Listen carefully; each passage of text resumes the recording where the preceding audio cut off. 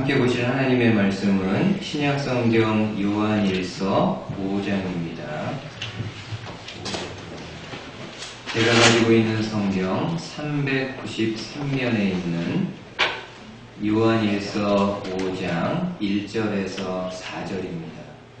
물론 화면에 나오겠지만은 여러분들 성경 가지고 오셨으면은 한번 찾으셔서 내 성경으로 같이 좀 공독했으면 좋겠습니다. 요한일서 5장 1절에서 4절까지만 많지 않으니까요 같이 한 목소리로 맞추어서 좀 읽도록 하겠습니다. 예수께서 그리스도이심을 믿는 자마다 하나님께로부터 난 자니 또한 낳으신 이를 사랑하는 자마다 그에게서 난 자를 사랑하느니라. 우리가 하나님을 사랑하고 그의 계명들을 지킬 때에 이로써 우리가 하나님의 자녀를 사랑하는 줄을 아느니라. 하나님을 사랑하는 것은 이것이니 우리가 그의 계명들을 지키는 것이라. 그의 계명들은 무거운 것이 아니로다. 무릇 하나님께로부터 난 자마다 세상을 이기느니라. 세상을 이기는 승리는 이것이니 우리의 믿음이니라. 아멘. 우리가 함께 읽은 본문의 말씀을 통해서 또 하나님이 주신 생명의 말씀 함께 나누도록 하겠습니다. 먼저 한번 화면을 좀 보시죠. 화면에 보시면은 한 인물이 있는데 캐나다 출신이에요. 그 평신도 의료 사역자였던 로버트 알렉산더 하디 선교사님입니다.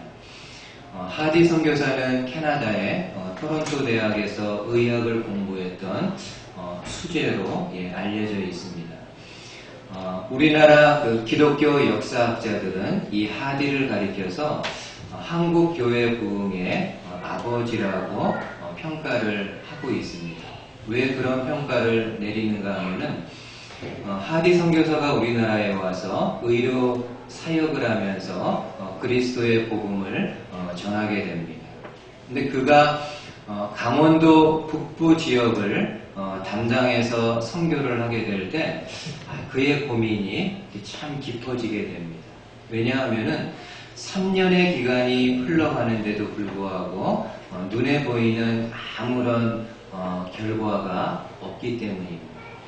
꼭 사역을 어떤 결과를 보고 하는 것은 아니지만은 그럼에도 3년 동안 열정을 다해서 그 지역을 섬겼는데 아무런 결과가 없는 모습을 보면서 그의 고민이 깊어져만 갑니다. 특별히 그가 담임을 했던 김화에 있는 지경터 교회는 그가 부임을 해서 교회를 섬기면서부터 성도들의 신앙의 열기가 떨어지게 됩니다.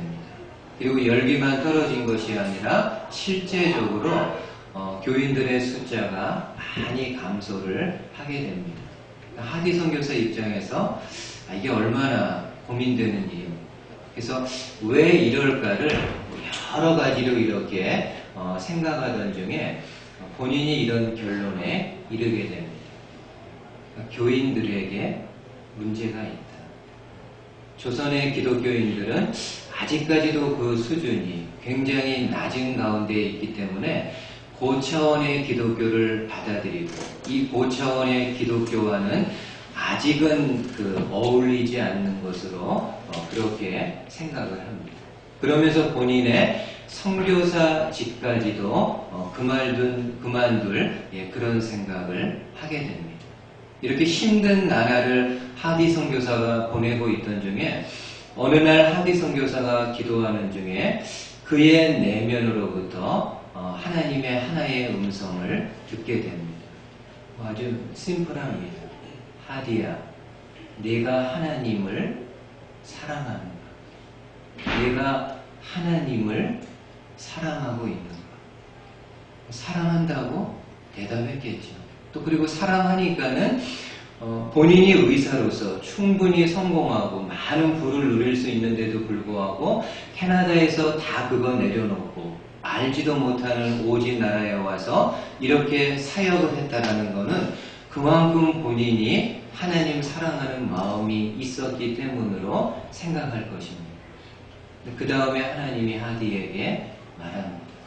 내가 하나님을 사랑하는 것.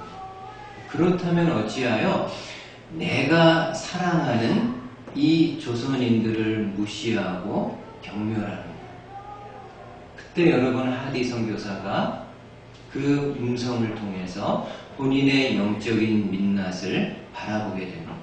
본인은 세상적으로 볼 때 최고의 학문을 공부한 사람이고 그에 비해서 조선인들을 보면은 정말 미개한 수준에 밖에 보이지 않는 그런 사람들이었기에 평소의 마음으로 그들을 무시하고 경멸했던 자신의 마음을 바라보게 됩니다.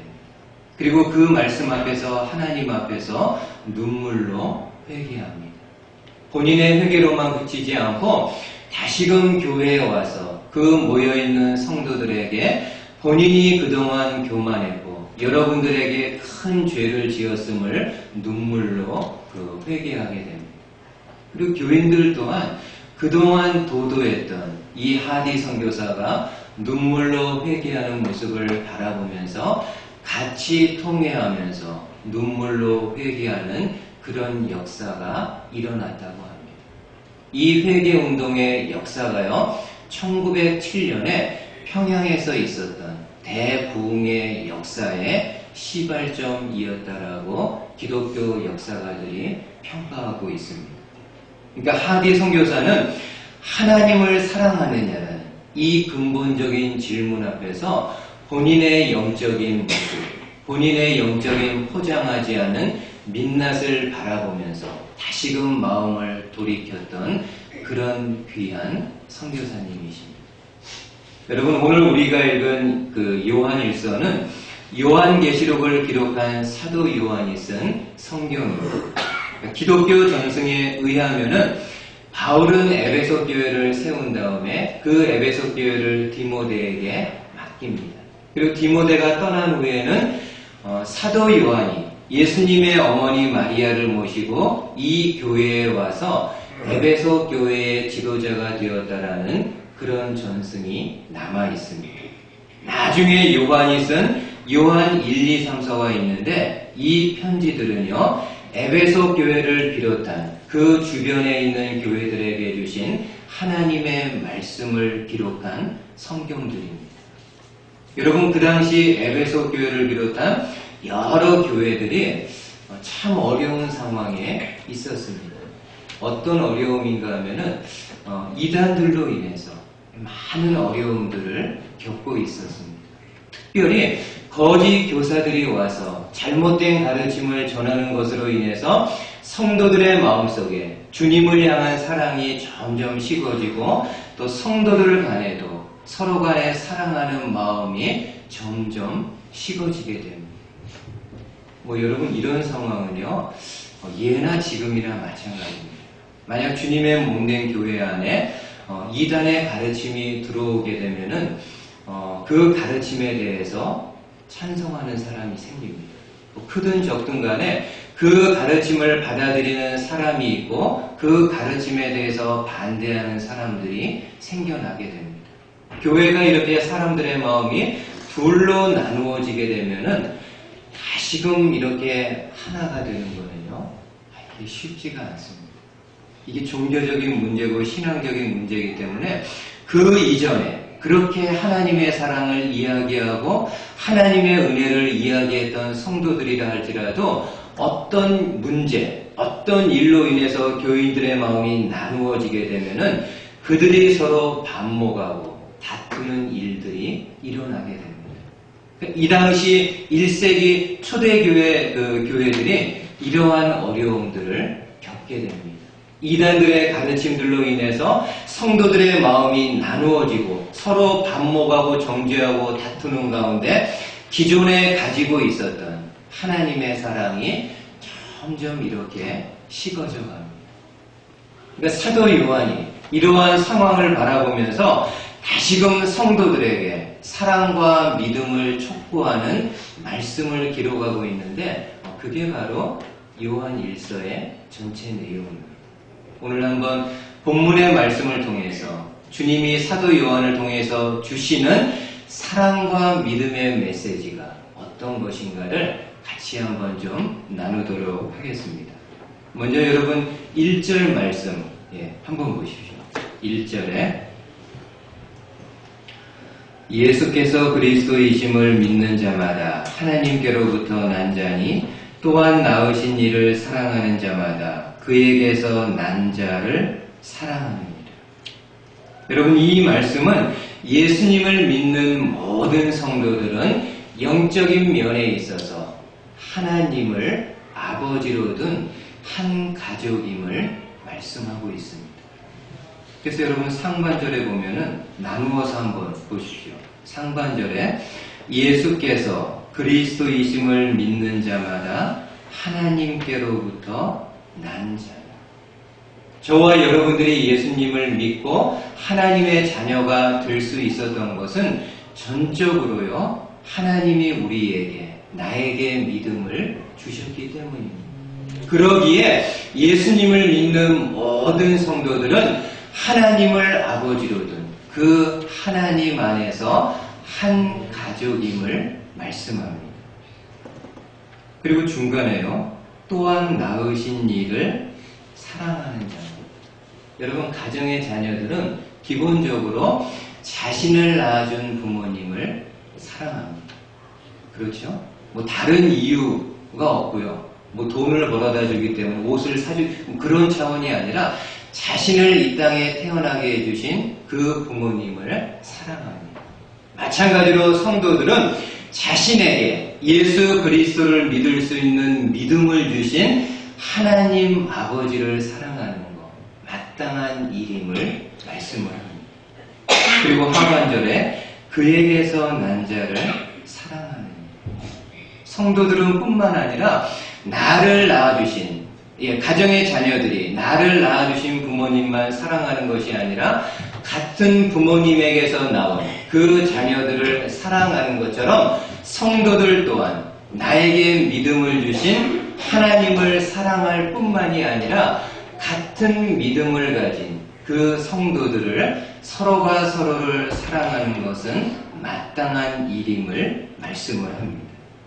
그러니까 사도 요한을 통한 주님의 음성은 이렇습니다. 너희 모두가 다 예수님을 믿음으로 한 가족이 된 사람들인데 어찌하여 서로가 서로를 반목하고 다투고 그리스도의 이름으로 함께 사랑하지 못하느냐라고 말씀해 주고 있습니다.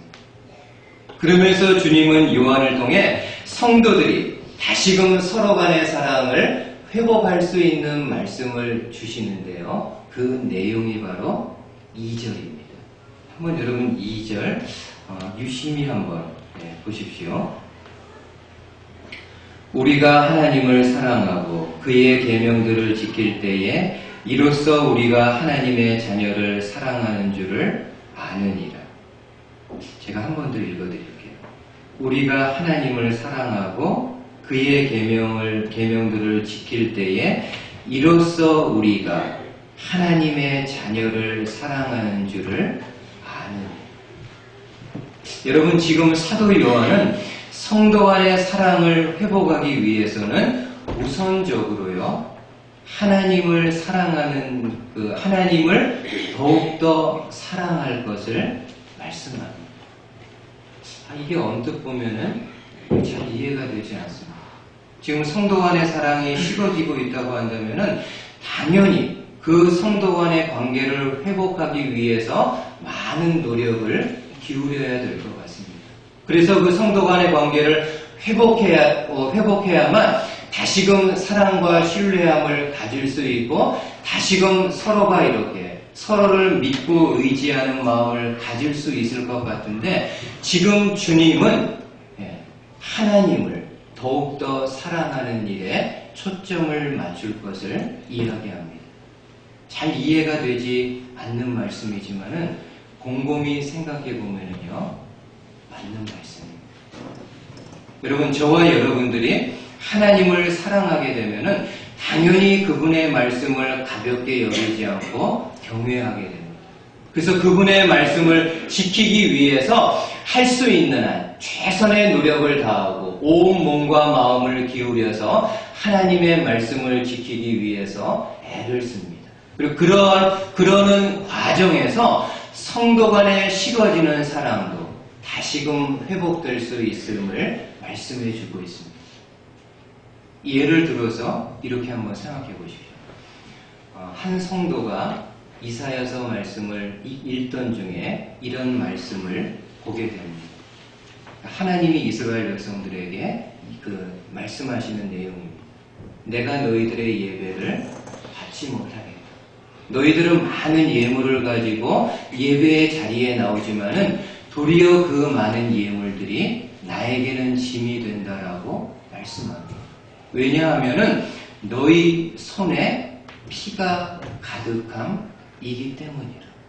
너희 가운데 불법이 있고 너희 가운데 죄가 있고 가난한 사람들을 학대하고 고아와 과부를 멸시하고 돌보지 않는 너희들의 모습이 있는데 그러한 모습들을 해결하지 아니하고는 이 너희들의 예배를 받을 수 없다라는 말씀입니다.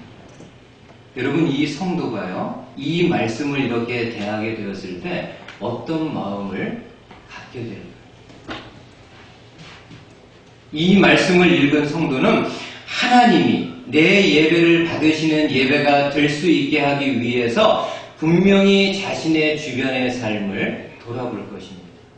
혹 내가 다른 성도들의 마음에 상처를 주고 있지는 않은지, 다른 성도들의 마음을 힘들게 하고 있지는 않은지, 다른 연약한 성도들을 위해서 기도하고 있는지, 정말 도움이 필요한 성도들에게 내가 할 수 있는 필요한 도움을 주고 있는지 본인의 주변의 삶을 돌아보게 될 것입니다.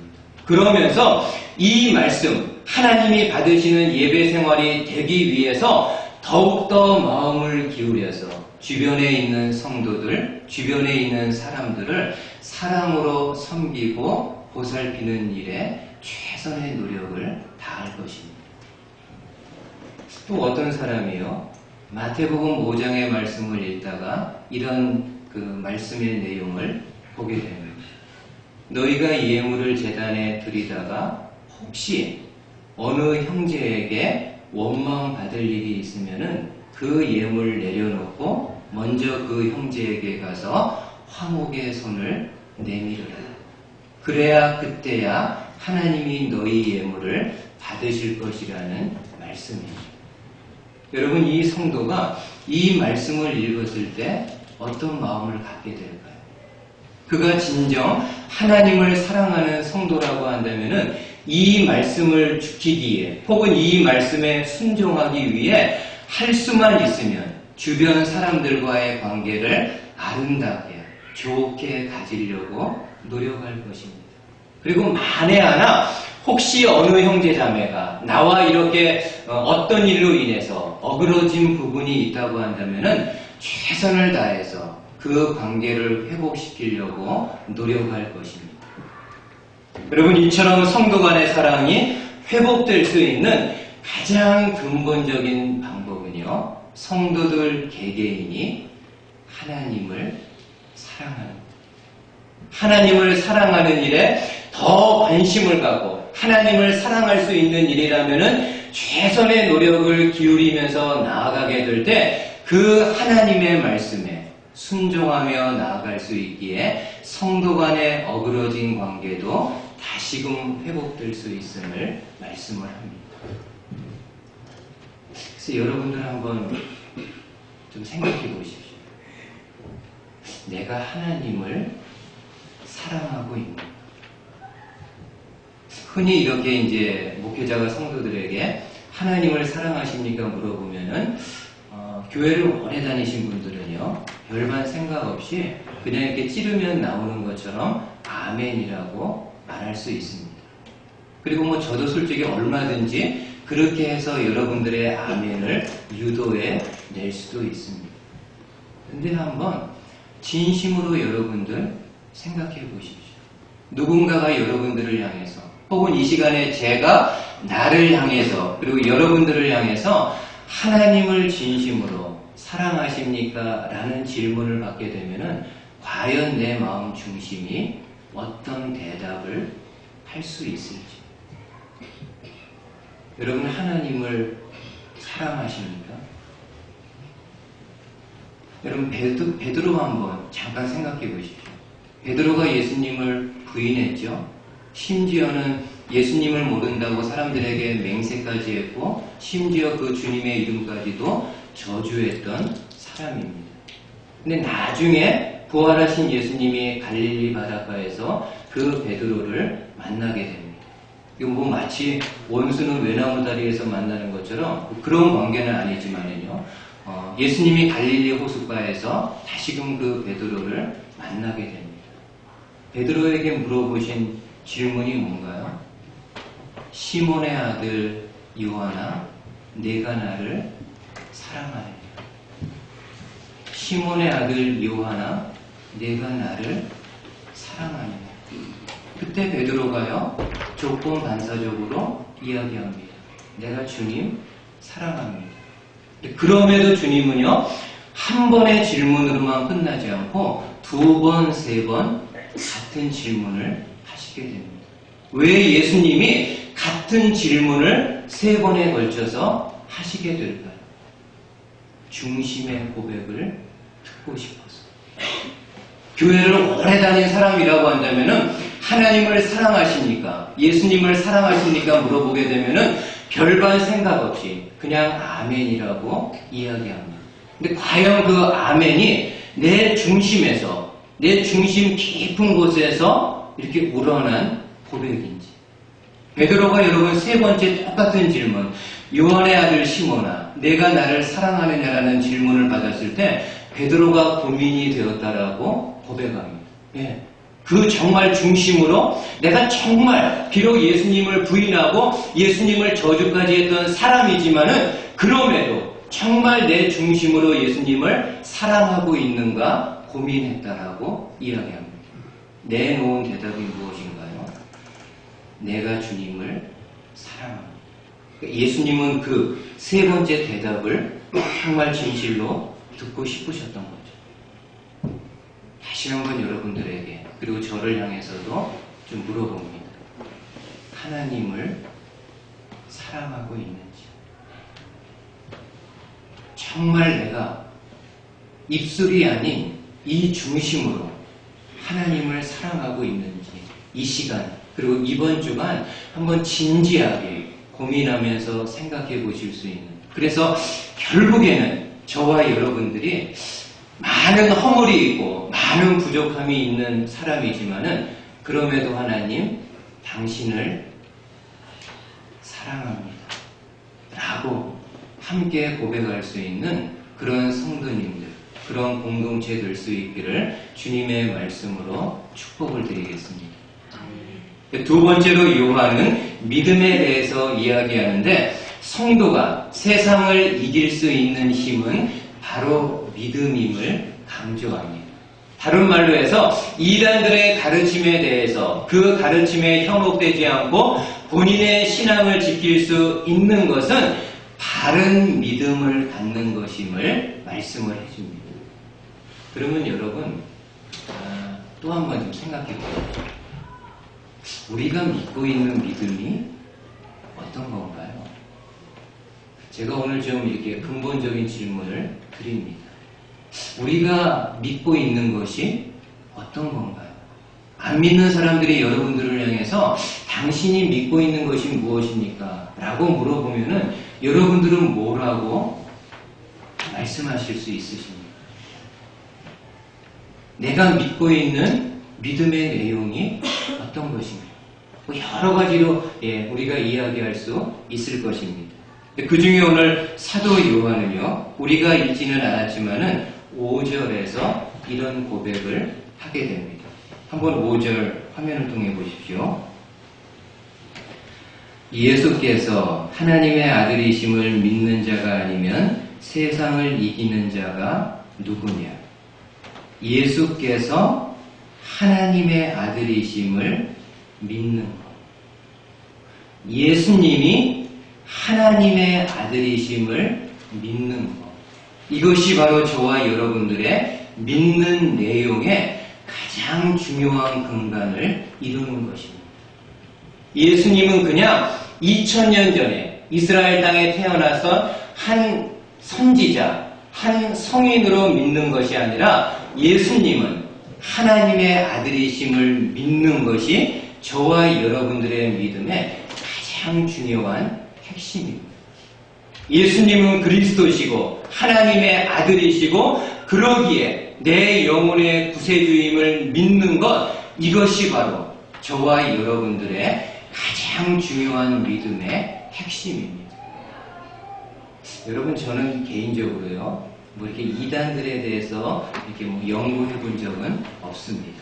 그러나 기본적으로 제가 학교에서 배운 내용이라든지 중간중간 이렇게 다른 이단들을 접하게 될 때, 옛날의 이단들하고요, 지금의 모습하고는 좀 많은 차이가 있는 것을 생각해 봅니다. 여러분, 1세기 초대교회 때도 많은 이단들이 있었습니다. 근데 말도 안 되는 이단들은 다 제껴두고요. 그럼에도 교회사에 등장하는 여러 그 이단들이 있었는데, 그 이단들은요, 교리적인 면에서 이게 차이가 나고 맞지 않았기 때문에 이단으로 정죄를 받았지만은, 그럼에도 그들이요, 한 가지 공통적으로 고백하는 내용들이 있습니다. 예수님은 구원자라는 것.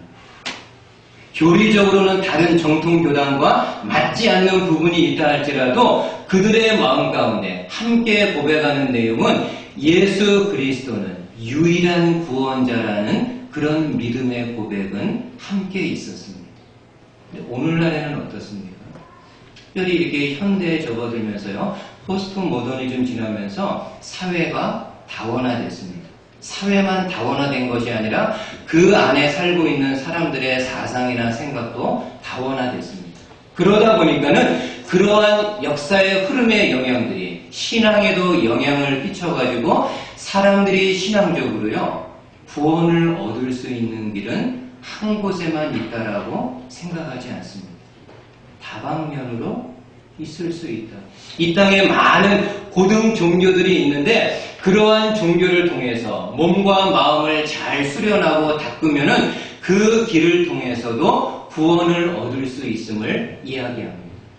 그들이 흔히 이야기하는 대로 한 산의 정상에 올라가는 길에는 하나의 루트만 있는 것이 아니라 여러 곳에서 그 산의 정상에 올라갈 수 있는 방법이 있는 것처럼 인간 영혼의 구원 동안 예수 그리스도만이 아니라 다른 여러 종교들을 통해서도 믿음 생활을 통해서도 구원에 이를 수 있음을 이야기합니다. 그럼 과연 성경도 여러분 그렇게 말씀을 해주시나요? 아니요. 화면 한번 보십시오. 요한복음 17장에서 우리 주님이 이렇게 말씀합니다. 영생은 곧 유일하신 참 하나님과 그가 보내신 자 예수 그리스도를 아는 것입니다. 영생은, 그 영혼의 구원을 받는 것은 유일하신 참 하나님을 믿는 것, 그리고 그가 보내신 자 예수 그리스도를 알고 믿는 것임을 이야기를 합니다. 다른 길이 없음을 이야기를 합니다. 그리고 여러분, 성도들이요, 이 믿음이 있을 때 그 성도들의 마음이 하나로 묶어질 수 있고 그 있는 공동체가 한 마음을 가질 수 있고, 좀 더 나아가서는 이단들의 어떤 공격과 가르침에도 성도들의 믿음이 흔들리지 않을 수 있고, 좀 더 나아가서는 그 살고 있는 세상을 향해서도 담대한 마음을 가질 수 있습니다. 예수님이 하나님의 아들이심을 믿는 것, 그리고 그분이 내 영혼의 유일한 구원자가 되신다라는 확고부동한 믿음을 가지고 있을 때, 그리고 그 하나님이 임마누엘의 하나님으로 나와 함께 계신다라는 이 믿음이 있을 때 세상을 향해서도, 그 세상 속에서도 마음을 감당할 수 있음을 이야기를 합니다. 그래서 여러분, 4절 말씀 한번 보세요. 4절에 대저 하나님께로 난 자마다 세상을 이기느니라. 세상을 이긴 이김은 이것이니 우리의 어떤 거라고요? 믿음이니라. 세상을 이긴 이김은 이것이니 우리의 믿음이라고 말씀합니다. 여러분, 우리가 착각하지 말아야 될 거는 성경은 결코요, 내가 어떤 능력이 있고 어떤 힘이 있기 때문에 세상을 이길 수 있다라고 말씀하지 않습니다. 그리고 저와 여러분들이 지금까지 세상을 살아와서 잘 알고 계시잖아요. 세상이 그렇게 우리가 호락호락하게 상대할 수 있는, 이길 수 있는 그런 상대가 아니라는 것을 우리가 너무나도 잘 알고 있습니다. 근데 그럼에도 이렇게 연약하고 약한 존재이지만은 그럼에도 이 마음속에 하나님을 향한 확고한 믿음이 있다고 한다면은 이 믿음으로 인해서 그 세상을 감당하고 견뎌낼 수 있다고 말씀합니다. 한번 모세의 경우를 한번 좀 생각해 볼게요. 어느 날 모세가요, 이 목동이었던 모세가 바로왕 앞에, 애굽의 바로왕 앞에 섭니다.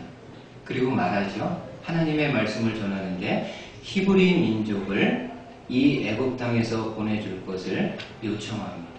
지금 노예로 있는 이스라엘 백성들을 놓아달라는 이야기입니다.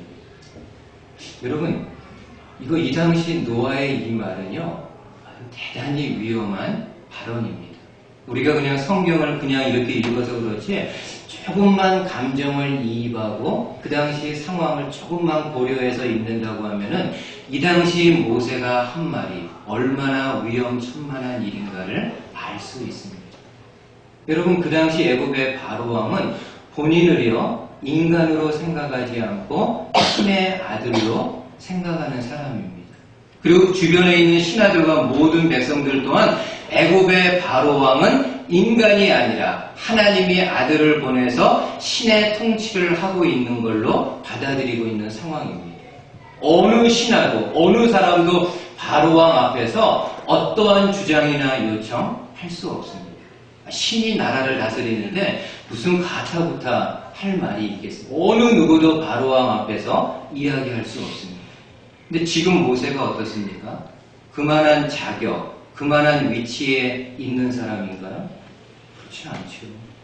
40년 동안 광야에, 아무도 알아주지 않는 그 광야에서 양들을 쳤던 목자입니다. 근데 그 모세가 애굽의 바로 왕궁에 와서 바로에게 말합니다.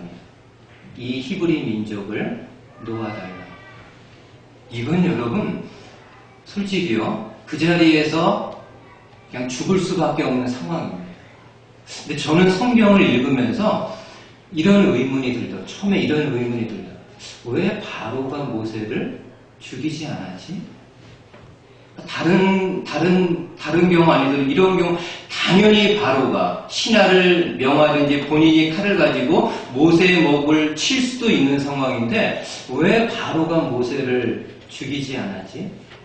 이런 의문을 가지고 있다가요, 어느 날 이 말씀을 보면서 어느 정도 좀 이렇게 해결을 받았습니다. 한번 마지막으로 이 말씀 보세요. 출애굽기 7장 1절에 하나님이 모세를 애굽의 바로왕에게 보내기 전에 먼저 이런 이야기를 하시게 됩니다. 여호와께서 모세에게 이르시되 볼지어다 내가 너를 바로에게 신같이 되게 하였은즉 내 형 아론은 내 대언자가 되리니. 여러분, 하나님이 모세에게 바로 왕에게 가서 내 백성을 이끌어내라는 말을 전하라고 할 때 계속해서 모세가 본인은 그렇게 할 수 없다라고 뒤로 빼게 됩니다. 그때 하나님이 모세에게 해주신 말씀, 내가 너를 바로에게 신같이 되게 하겠다. 여러분 생각해 보세요. 모세가 바로를 만나러 갈 때 그 마음속에 두려움이 없었을까요? 당연히 있겠죠. 내가 바로에게 가서 하나님의 이 말씀을 전하게 되면은 과연 바로가 나에게 어떤 반응을 하게 될까?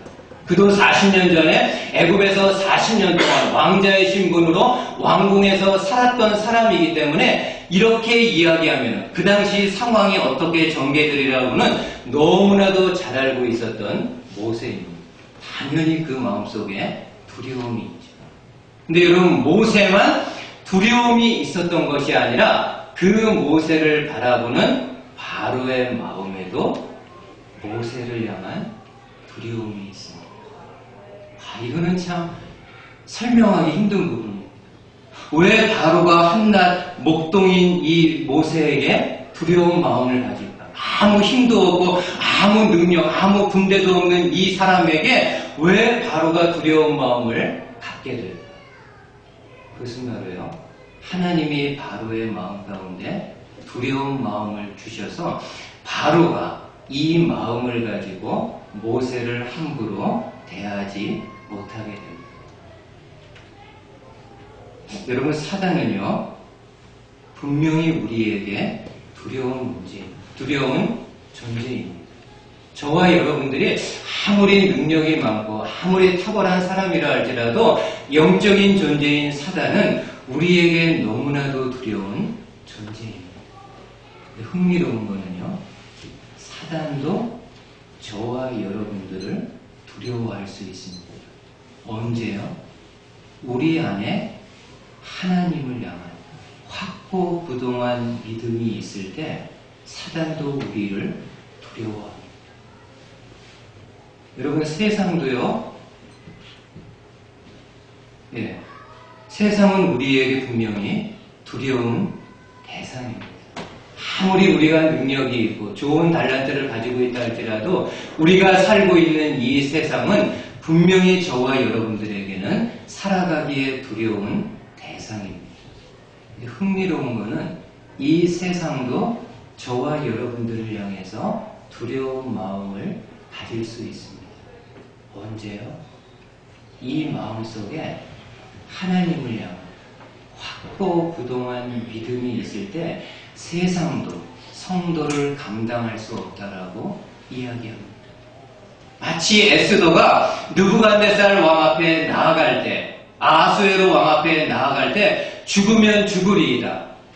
하나님이 내 생명을 취해 가시면은 그냥 죽는다. 이 믿음을 가지고 아수에로 왕 앞에 나아가게 될 때 그 천하의 왕도 에스더를 물리치지 못하고 받아들이는 모습을 우리가 알고 있습니다. 저와 여러분들 속에 정말 겨자씨만한 하나님을 향한 믿음만 있다고 한다면은 이 믿음을 가지고 살아나가기 힘든 세상이라 할지라도 이 세상 가운데서 저와 여러분들이 굳건한 믿음을 유지하고 지켜나갈 수 있습니다. 그래서 마지막으로 한 번 더 여러분들에게 물어봅니다. 저에게도 물어봅니다. 너의 마음 가운데 믿음이 있는가?